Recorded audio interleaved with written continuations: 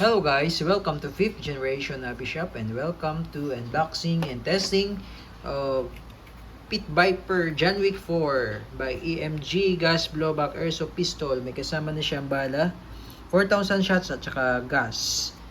Ayan, EMG Pit Viper. Made in Taiwan po ito. Ayan, with markings TTI Pit Viper. Okay, this is 9mm po sa totoong barrel. Pero this is disclaimer lang po, this is just an airsoft po.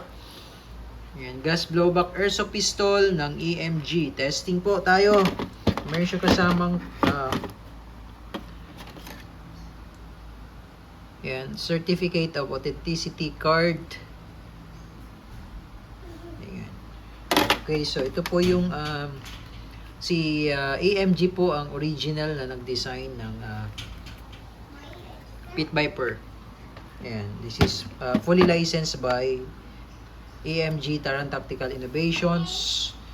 Ayan, gas blowback airsoft pistol po. Testing po tayo. Okay, and load tayo ng bala. High cap magazine 30 rounder. Dahil airsoft siya, ang bala po ay plastic.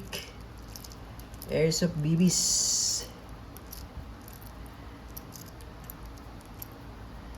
Yan. Tapos, pag mag-load ng gas, inverted position, upside down, 3 to 5 seconds.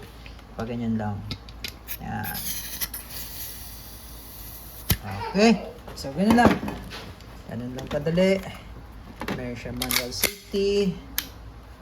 Ambidextrous, manual safety. Tapos, beaver tail safety. Working din yan, beaver tail. Kasi NC finish. Naka-magwell na siya. Adjustable pala yung rear sight, windage and elevation na adjust pa yung sight niya. Made in Taiwan. Pogi. All black version po. Meron kasing rose gold version nito. Yung barrel niya po ay rose gold. Okay, this one is all black version. Okay, and testing.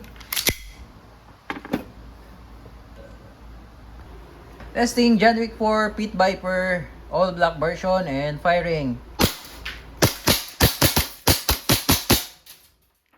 Wow. Ganda. Ganda.